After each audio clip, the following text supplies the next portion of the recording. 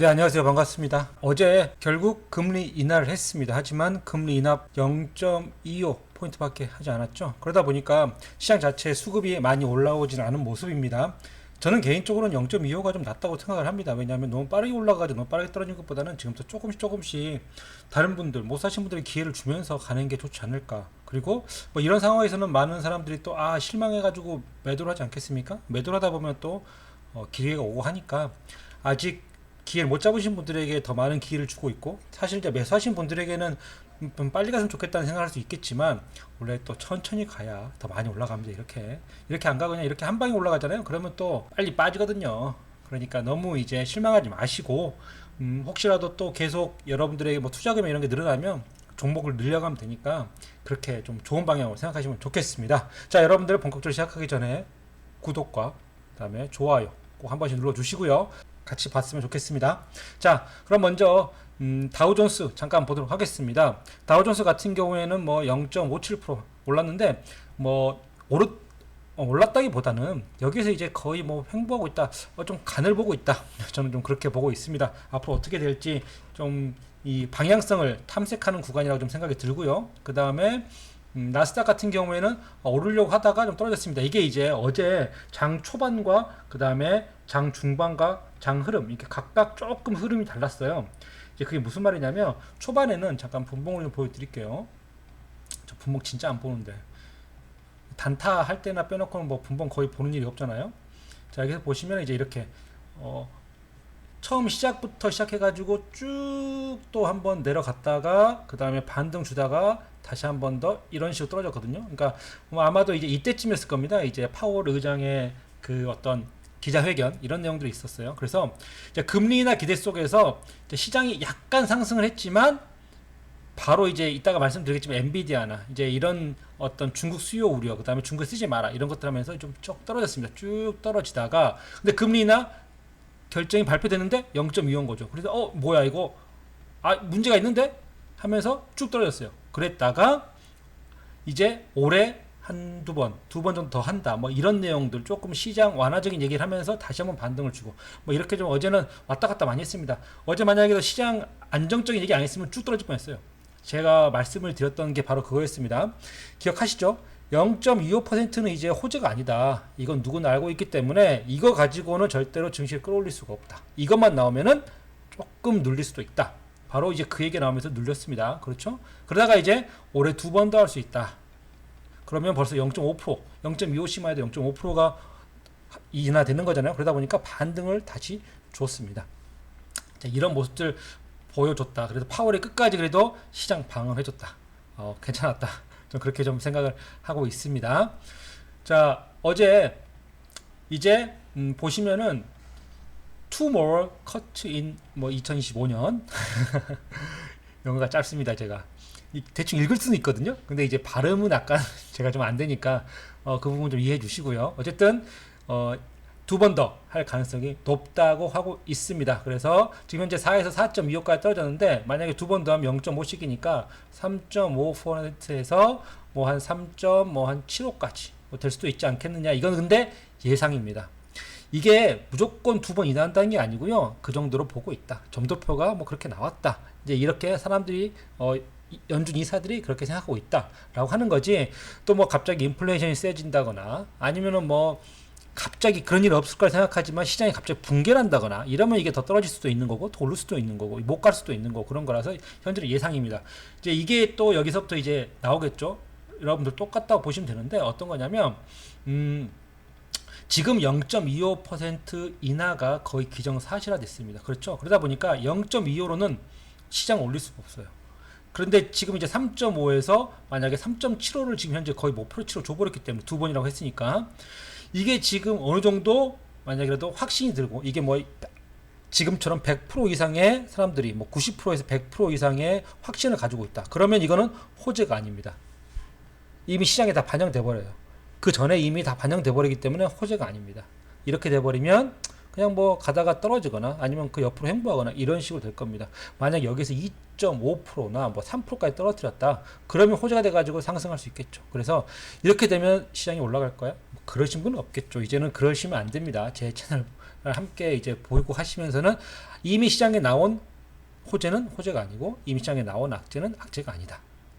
그렇게 이제 생각하시면 될 것 같고요. 그래서 현재로서는 올해 2번 더 있다고 하는 거고요. 그 다음에 50 베이시스 포인트 0.5 BP, 0.5 BP가 할 필요를 못 느꼈다 이 말입니다. 지금은 아무도 뭐 동의하지 않았다라고 하는데 이제 연준에서 이번에 새롭게 들어간 이사가 있습니다. 스테판 밀란이라고 이제 거의 뭐 사실 무명이었던 사람이고요. 잘 알지도 못했습니다. 월스트리트에서는. 근데 이제 트럼프가 발탁을 하면서 이제 연준 이사까지 넣었는데 이 사람은 이제 뭐 더 해라 하고 있습니다. 이제 그런 거라서 현재로서 파월은 끝까지 자기 손에는 거품을 묻히고 싶지 않다. 저는 그렇게 생각합니다. 거품을 묻히고 싶지 않은 것 같다. 자기 손에는 그런 것 같습니다. 거품을 말하면 사람들이 이제 버블 이러면 이제 별로 안 좋다고 생각하는데 투자하는 입장에서는 결국에 시장이 올라가야 되잖아요. 시장이 올라가려면 기본적으로 매수세도 있고 기대감도 있고 하지만 내 종목을 내가 가지고 있는 주식을 뒤에서 누가 계속 사줄 사람이 필요합니다. 이렇게 그래야지만 주가가 계속 올라가는 거죠. 그렇죠? 누가 여기서 안 사고 다들 밑에서 기다리고 있어. 그럼 주가 안 올라갑니다. 그렇죠? 그리고 다들 들고 안 팔고 가만히 있어. 주가 안 올라갑니다. 엉덩이가 무거워져서 계속 이렇게 순환매 계속 돌아가면서 사고 팔고 일어나야지만 쭉 올라가는 거거든요. 거래량 늘어나면서 그런 거라서 지금 같은 어떤 뭐 노이즈, 지금 같은 이런 상황들이 절대 뭐 좋다 안 좋다. 저는 지금 같은 상황이 굉장히 좋다고 생각을 합니다. 왜냐? 갑자기 막 0.5% 내려버렸어요. 아니면 막 1% 내려버렸어요. 그러면은 시장이 깜짝 놀라가지고 이렇게 급등할 수가 있거든요. 그리고 나서 이렇게 떨어집니다. 그러면은 대응이 불가능해요. 사실 언제 팔지도 갑자기 이렇게 올라가 버리면 언제 팔지? 이거 들고 가야 되나? 떨어지니까 막 올라갈 때도 급등했지만 떨어질 때도 급락을 하거든요. 이런 것보다는 천천히 이렇게 대응할 시간도 있고 우리가 뭔가를 생각할 시간도 있고 이렇게 가는 게 저는 더 좋다고 봅니다. 이거는 미국 주식은 단타하러 들어가는 거 아니잖아요. 뭐 단타야 그냥 뭐 1%, 2%, 3% 먹고 나오는 거니까 그거는 뭐 이런 생각할 필요가 없지만 미국 주식은 그런 게 아니니까 저는 이렇게 가는 게 좋다고 좀 생각하고 있습니다. 파월은 이제 저도 어느 정도 느꼈지만 자기는 이제 자기 선에서는 하고 싶지 않다. 지금 트럼프가 원했던 거는 1%까지 원하는 것 같습니다. 그러니까 저번에 보니까 3%를 인하라고 하더라고요. 트럼프가 3%는 인하해야 된다 이런 얘기를 하는 거 보니까 한 1%에서 1.5% 사이를 원하고 있는 것 같아요. 금리를. 지금 그러면 연준에서 말하고 있는 건 내년까지 해서 3%에서 3.5%거든요. 그럼 이제 트럼프가 원하는 건 1%에서 1.5%고 이 갭이 있잖아요. 이게 거의 한 2% 정도의 갭이 있습니다. 그러면 이게 그럼 불가능할 것인가? 파월의 임기는 내년 5월입니다. 5월. 그래서 사실 얼마 남지 않았거든요. 그러면 내년 5월까지는 이제 제 개인적인 생각이고 예상입니다. 3회에서 3.5포인트, 아까 3.5였나요? 3.5에서 3.75포인트. 2% 정도의 차이가 과연 불가능하냐? 아까 말씀드린 대로 5월이고요. 얼마 안 남았습니다.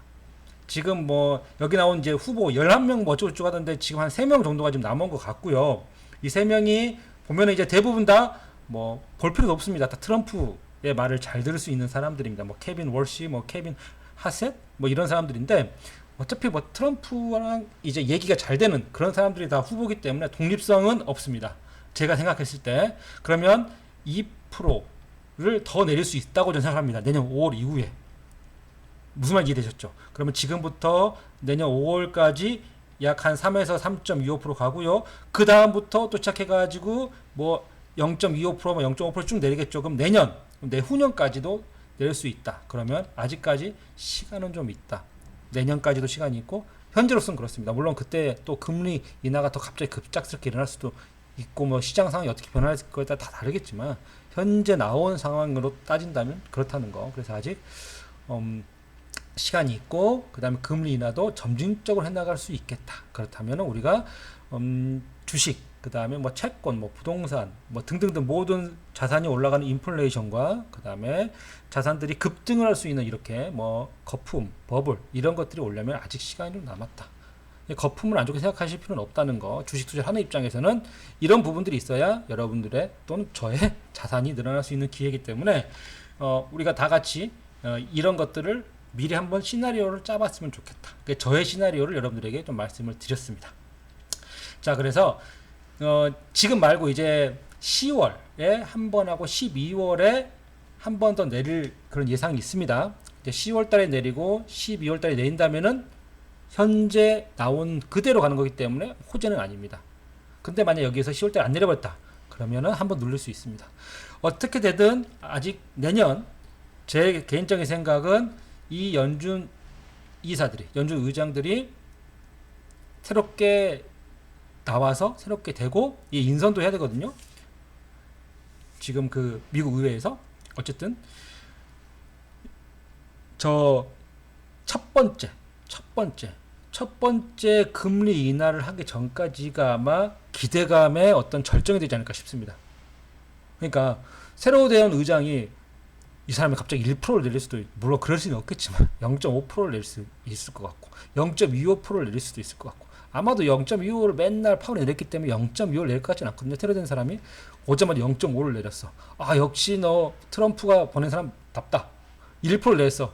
야, 이거 장난 아닌데? 뭐 이런 어떤 기대감의 절정이 올 것 같거든요. 첫 번째 금리 인하가.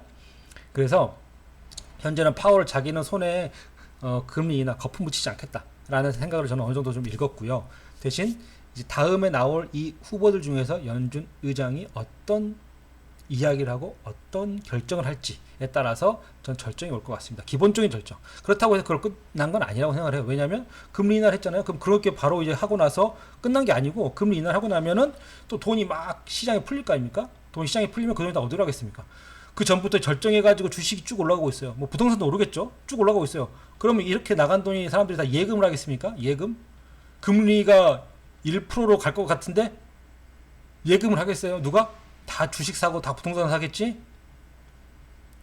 그래서 저는 금리 인하는 물론 그때 되고 나서 또 내년 일이니까 당장 뭐 예상하는 건 어렵겠지만 그때 가서 또 다른 방향들이 나오겠죠. 하지만 현재로서는 아직 시간이 그리고 앞으로 우리가 매매할 수 있는 그리고 앞으로 우리가 주식을 같이 봐야 되고 또 뭔가 분석을 하고 또 종목을 보고 이런 시간들이 지금부터 준비를 해야지 내년에 늦지 않겠다. 갑자기 내년에 막 새로운 의장 되고 막 금리 인하한다 해가지고 주식도 해야지 막 5월부터 막 갑자기 파월이 끝나자마자 막 늦었어요. 그럼 늦을 수도 있어요. 지금이라고 저는 생각을 합니다. 지금부터 공부를 하고 분석을 하고 흐름을 읽고 2개월이라고 생각하니까 여러분도 같이 한번 잘 해봤으면 좋겠고 구독 안 하신 분들 구독 같이 해주세요.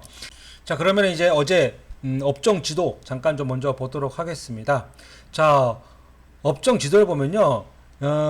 지금 현재 엔비디아가 많이 떨어졌습니다. 딱 봐도. 그 다음에 브로드컴도 많이 떨어졌습니다. 그리고 월마트, 코스트코, 테슬라, 넷플릭스, 그리고 JP모건 등등등. 딱 봐도 완전히 달라져 있죠.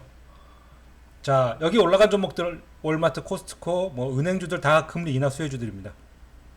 금리 인하 수혜주는 제가 이 금리 인하 이제 결정이 났으니까 이제 봐야 될 땐 됐거든요. 근데 오늘은 뭐 앞으로의 시나리오를 한번 여러분들과 얘기 같이 나누느라고 좀 시간이 지났으니까 뭐 내일 정도에 한번 금리 인하 수혜주들 한번 보는 걸로 하고요. 잠시 뒤에 제가 금리 인하 수혜주 중에 하나 또 지금 급하게 하나 좀 보자.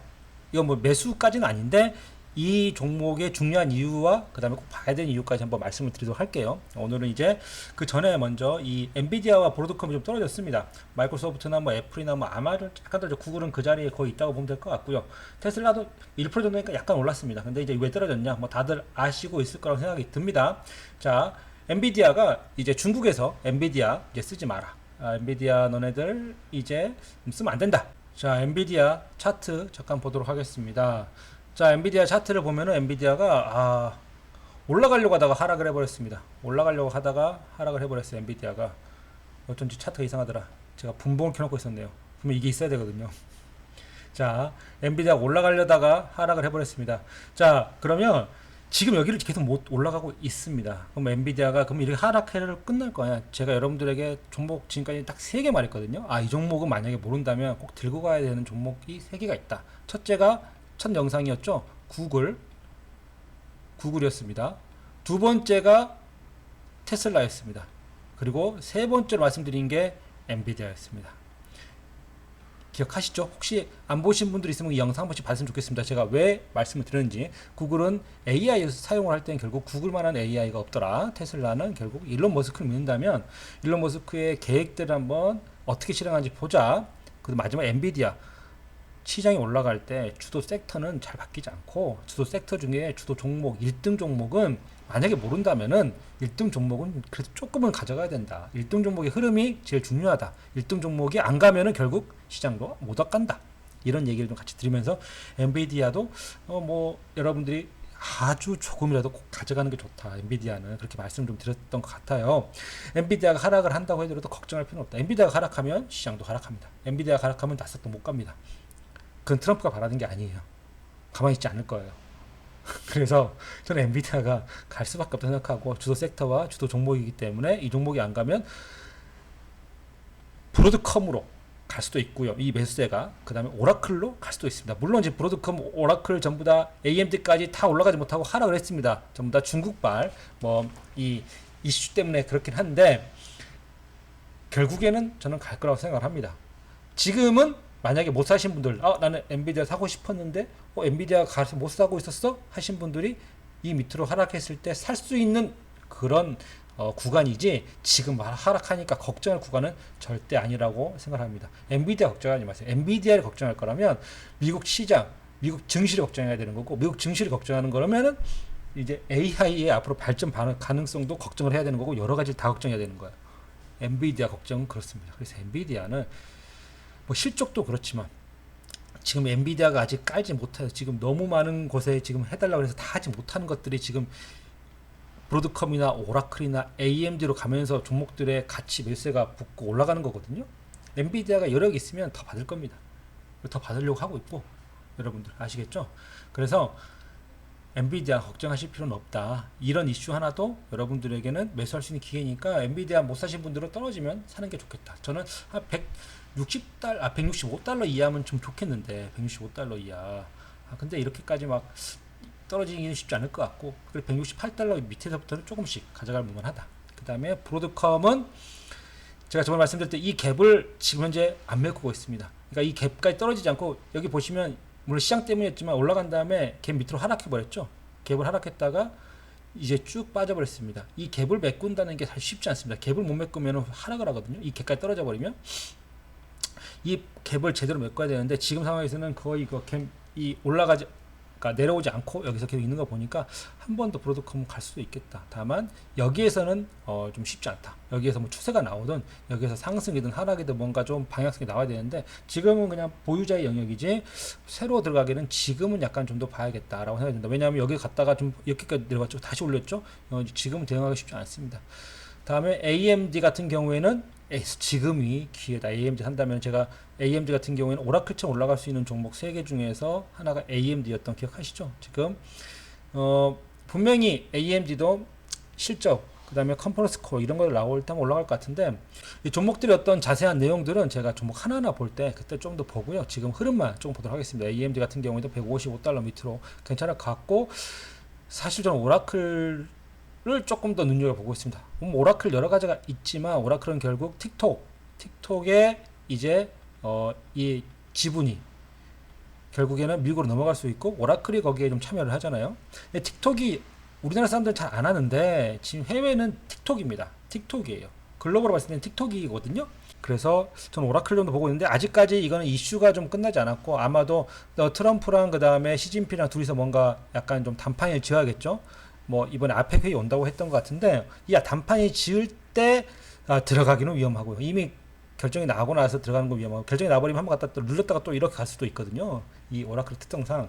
그래서 제 생각은 이 정도, 뭐 258달러 이 정도만 와도 괜찮겠다. 저는 그렇게 좀 생각하고 있습니다. 오라클은 물론 뭐 오늘부터 시작될 증시가 좀 중요합니다. 왜냐하면 금리 인하 이후에 이제 어제는 좀 사람들이 많이 어떻게 하지 했는데, 오늘은 대부분 다 이제 보고서라든지 이제 어떻게 하는 게 좋을지 시나리오가 계속 나오고 있습니다. 증권사도 그렇고. 그래서 이제 개인 투자자나 뭐 기관이나 전부 다 어느 정도 시나리오를 정했을 거예요. 이제 거기에 따라서 움직일 수 있기 때문에 오늘이 이제 조금 중요합니다. 오늘부터의 방향성이. 그래서 오늘부터 방향성을 보고 나서 좀 생각하는 것 같고, 생각하는 게 좋을 것 같고요. 지금 이제 금리가 4에서 4.25%로 조정이 됐잖아요. 그렇죠? 내년까지 3에서 3.25%까지 만약 떨어진다면 굉장히 많이 떨어지는 겁니다. 사실 이 정도만 해도 굉장히 많이 떨어지는 겁니다. 거의 뭐 0.75에서 1%까지 떨어질 수 있는 거기 때문에. 그런데 이걸 트럼프가 더 낮추라고 하고 있으니까 금리 인하는 거의 지금 우리가 반드시 수혜주를 하나는 보고 가는 게 좋다라고 생각을 하는데, 그 중에서 제가 오늘 먼저 말씀드리고 싶은 종목은 바로 코스트코입니다. 뭐 코스트코는 대부분 많은 분들이 알고 계실 겁니다. 한국에도 들어와 있으니까. 근데 이제 코스트코가 금리 인하 수혜주 중에서 조금 이제 저는 중요하다고 생각하는 이유가, 코스트코는 뭐 아마존도 있지만 이제 실제적으로 미국인들이 가서 사는 거잖아요. 아마존은 뭐 인터넷이나 이런 발달로 인해서, 또 뭐 쇼핑이나 발달로 인해서 당연히 기술 발전과 함께 가는 거고, 코스트코는 진짜 그냥 워킹이잖아요. 워킹. 코스트코는 워킹. 자, 보시면은 지금 이제 실적들이 굉장히 이렇게 막 좋게 나오지 않았습니다.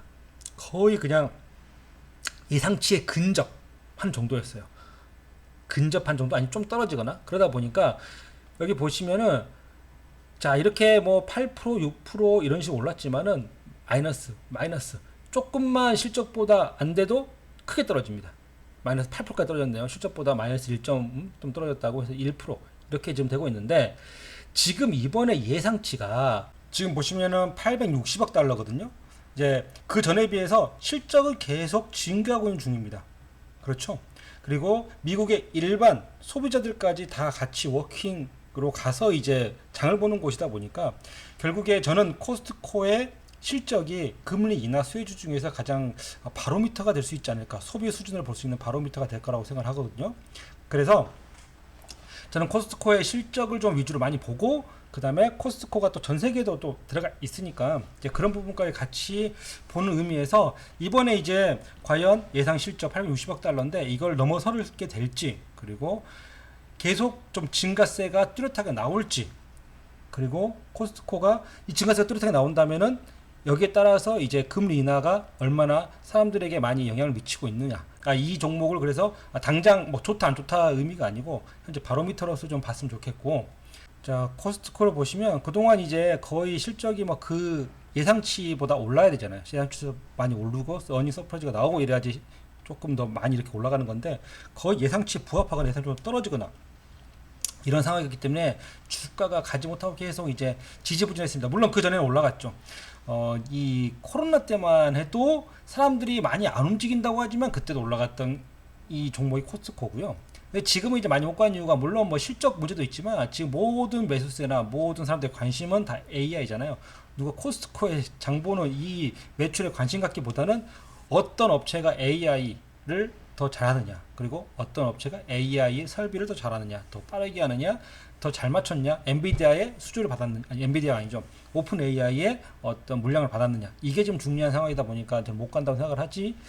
그리고 금리 인하가 되면 또 이쪽에도 사람들의 관심이 저는 갈 수밖에 없다고 생각을 합니다. 그래도 이 코스트코가요, 제가 알기로 연평균 한 10% 정도의 매출 성장이 있습니다. 그러니까 매년 10% 정도 성장을 하는 거예요. 계속 10% 정도 성장을 하고 있고요. 그 다음에 영업이익도 14%인가 15%인가 정도가 됩니다. 영업이익도 높아요, 꽤. 여기 대부분은 알고 계신가요, 혹시? 영업이익 15% 중에 또 많은 부분이 물건을 판 것보다도 바로 이 멤버십 프로그램, 돈 내잖아요. 거기에서 또 많이 좀 들어온 것도 있고, 그리고 이 멤버십 프로그램의 90% 이상이 갱신한다고 합니다. 90% 갱신률이래요. 매년 4만 5만 원씩 갖다 준다는 거죠. 그냥 코스트코한테. 그래서 코스트코는 저는 정말 회사 괜찮다. 코스트코의 제품이 괜찮은 걸 떠나서 돈 버는 방식 자체가 굉장히 괜찮다. 그리고 코스트코의 제품은 사람들이 90% 있는 이유가, 너네들이 비싸면 그 가격인가 보다. 그리고 싸면 역시 코스트코네. 뭐 이런 사람들이 생각을 좀 가질 수 있게 어떤 회사의 전체적인 컨셉이라든지 회사의 전체적인 뭐 스토리라든지 뭐 그런 가격 전체를 다 꾸며놨기 때문에 저는 그런 걸 생각하거든요. 그래서 좀 코스트코를 좀 집중적으로 보고 있는 중이고요. 이제 금리 인하에 사람들 어느 정도까지 지금 돈에 어떤 풀린 게 좀 있나, 이제 시작이니까. 저는 이제 이 코스트코 같은 경우에 이번에 만약에라도 금리 인하가 된다면은 저는 뭐 그 정고점 당연히 뭐 갈 수 있겠죠. 뭐 1060달러 정도가 됐네요. 연고점이 여기까지는 충분히 갈 수 있을 것 같습니다. 그리고 여기 보시면은요, 그 전에 이제 2023년부터 성장세를 이루고 있는데, 보시면은 이 이제 코스트코가 뭐 얼마나 했지만 이제 코로나 때 이후로 보겠습니다. 2020년 이후로만 봐도 코로나 때 이때까지 떨어지고요. 2020년 이때였을 거예요, 코로나가. 그럼 이때까지만 해도 뭐 한 270달러, 한 300달러 정도로 생각하겠습니다. 300달러 평균. 300달러가 지금 1000달러 갔으니까 거의 한 3배 간 거예요. 3배. 연평균 10% 성장, 14%, 15% 정도 이익률을 가지고. 그래서 이게 이제 코스트코 같은 경우에는 연회비 매출이 약 2%밖에 안 됩니다. 연회비 매출은 전체. 하지만 영업이익이 50%. 영업이익이 50%. 예전에 코스트코를 저도 이제 가서 사면서 연회비가 이렇게 봤는데, 왜냐면 이제 이건 개인적인 궁금증이긴 했는데, 우리나라에 있는 그 트레이더스, 이마트에서 신세계산 트레이더스가 있는데, 그거는 제가 알기로 이제 실패했거든요, 연회비가. 근데 코스트코는 계속 연회비를 내요. 그래서 이거 이렇게 트레이더스가 하려고 하지? 그리고 왜 이 코스트코는 계속 성공을 할까? 궁금해서 좀 찾아봤을 때 영업이익이 50% 차이한다고 했습니다. 연회비가. 장난 아니죠? 그래서 저는 괜찮은 종목이라고 생각을 하는 겁니다. 엔비디아가 프로가 제가 알기로 한 50배인가? 52배인가 정도 되거든요. 근데 코스트코는 58배? 60배 정도가 됩니다. 훨씬 비싸요. 고평가라고 볼 수 있죠. 엔비디아보다. 그렇죠. 그런데도 불구하고 계속 가고 계속 올라가는 이유는 이 구독을 90%의 갱신률을 있기 때문에, 마치 애플의 어떤 충성 고객이 많은 것처럼 코스트코의 충성 고객이 많기 때문에 저는 생각을 해요. 그리고 더 저는 이제 코스트코를 항상 보는 이유가 IT, AI 전혀 관련 없죠. 이런 거랑 정말 전통 그대로 가지고 가면서도 이런 성장률을 이루고 있는 것 자체가 저는 사실 좀 약간 좀 궁금하기도 하고, 그리고 앞으로 얘가 얼마나 좀 더 성장을 할 수 있을까? 그 다음에 이 아주 저소득층부터 그 다음에 고소득층까지 누구나 다 갈 수 있는 그런 업체이기도 하고, 저는 그래서 여러 가지로 좀 코스트코를 좀 눈여겨보고, 금리나 수혜주 중에서도 코스트코를 여러분들에게 좀 말씀드리는 이유가, 소비주 중에서 아마존도 있고 뭐 넷플릭스도 있고 여러 가지 있지만 다들 이제 알고 있는 종목 중에 하나지만, 뭐 AI를 얼마나 엮겠느냐, 그 다음에 또 얼마나 기술 개발이 잘 되느냐, 뭐 이런 여러 가지, 그 다음에 엔터잖아요. 엔터가 얼마나 또 열광하느냐, 뭐 이런 것들이 있는데, 이 코스트코는 조용히 이렇게 올라가는 걸 보면서 저는 코스트코도 좀 눈여겨볼 필요가 있다. 코스트코랑 이제 비교하기 딱 좋은 종목 중에 하나가, 반대된 종목 중에 하나죠. 바로 아마존입니다. 자, 아마존은 보시면은요, 아마존도 많이 성장했습니다. 2020년, 23년 이때부터 딱 보겠습니다. 아마존은 83달러가 235달러가 됐네요. 아까랑 비슷하게 본다고 했을 때 거의 이것도 한 3배 같죠? 비슷합니다.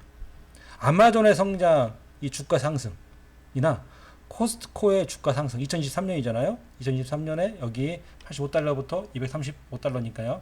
그러면 코스트코 다시 보면은요, 코스트코도 2023년부터 여기서부터죠. 2023년부터 보면은 450달러 정도가 1000달러 갔으니까 조금 부족하네요. 찬찬히 올라갈 수 있는 종목 중에 하나, 코스트코로 한번 오늘 좀 자세히 설명을 좀 드렸습니다. 자, 구독과 좋아요 꼭 여러분들 눌러주시고요. 또 저는 다음 시간에 뵙도록 하겠습니다. 자, 감사합니다.